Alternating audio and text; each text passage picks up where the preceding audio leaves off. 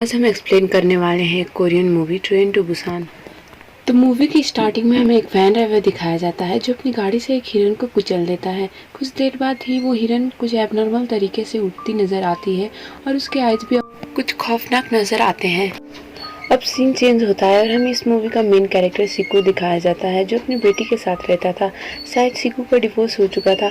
अब एक दिन उसकी बेटी उसे कहती है कि उसे अपनी मॉम से मिलने बुसान जाना है और काफ़ी जिद करने के बाद वो अपने डैड यानी सिकू को कन्विंस कर लेती है।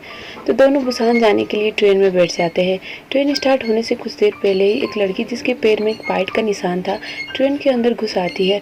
वो लड़की कुछ ही देर में एक ज़ॉम्बी में कन्वर्ट हो जाती है और एक लड़की पर हमला कर देती है। कुछ ही देर में वो लड़की भी एक ज़ॉम्बी बन जाती है। अब सब लोग एक दूसरे को काटने लगते हैं और ये वायरस ट्रेन में काफ़ी तेज़ी से बढ़ने लगती है।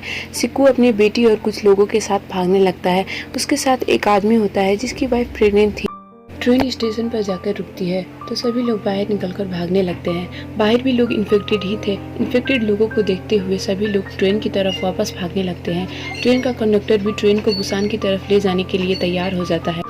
सिकू और उसके साथ के लोग ज़ॉम्बियों से लड़ते हुए आगे के डब्बों में जाने लगते हैं और आगे के डब्बे में जाकर दरवाज़ा खोलने को कहते हैं। पर उसी डब्बे में एक आदमी होता है जो कि बहुत खड़ूस और सेल्फिश होता है। वो दरवाज़ा खोलने से मना कर देता है। अब ज़ॉम्बियों से लड़ते हुए सिकू के साथ का वो आदमी खुद ही इन्फेक्टेड हो जाता है। सिकू और एक लड़का सामने का दरवाज़ा खोलने में तो कामयाब हो जाते हैं पर वही खड़ूस आदमी उन्हें इन्फेक्टेड कहते हुए अगले डब्बे में जाने के लिए कहता है। सिकू उन लोगों के साथ अगले डब्बे में चला जाता है।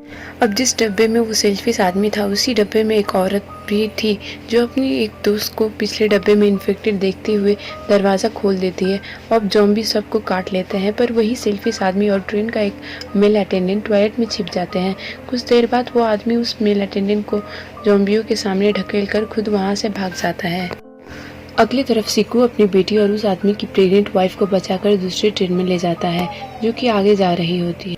अब ये कुछ सेफ महसूस करके कंडक्टर रूम में जाते हैं तो वही सेल्फिश आदमी वहाँ होता है जो कि अब इन्फेक्टेड हो चुका था। वो सिकू को कहता है मुझे बचा लो। तो सिकू उसे कहता है कि माफ़ करना, अब तुम इन्फेक्टेड हो चुके हो। वो आदमी सिकू पर हमला करता है। सिकू उसे लड़ाई करते हुए उसे ट्रेन से गिराने में तो कामयाब हो जाता है पर वो आदमी गिरते हुए भी सिकू के हाथ में बाइट कर लेता है। वो अपनी बेटी और उस औरत को कंडक्टर रूम में बैठाकर वहाँ से जाने लगता है पर उसकी बेटी काफ़ी ज़ोरों से चिल्लाने और रोने लगती है जो कि इस मूवी का one of the emotional scenes है। सिकू अपनी बेटी का चाइल्डहुड टाइम याद करते हुए ट्रेन से कूद जाता है। जब ट्रेन बुसान जाकर रुकती है तो सिकू की बेटी और वो औरत बाहर निकलकर आगे बढ़ने लगते हैं। आगे आर्मी कैंप होता है। आर्मियों को लगता है कि शायद ये दोनों भी इन्फेक्टेड है तो एक आर्मी गन को शूट करने के लिए पोजीशन ले लेता है तब जो कि वो अपने डैड के लिए हमेशा से गाना चाहती थी। आर्मियों को समझ आ जाता है कि ये दोनों इन्फेक्टेड नहीं है और इस ट्रेन में से यही दोनों सरवाइव कर जाते हैं और इसी के साथ ये मूवी एंड कर जाती है। अगर आपको वीडियो पसंद आई हो तो लाइक करिए और ऐसे ही एक्सप्लेनेशन के लिए हमारे चैनल को ज़रूर सब्सक्राइब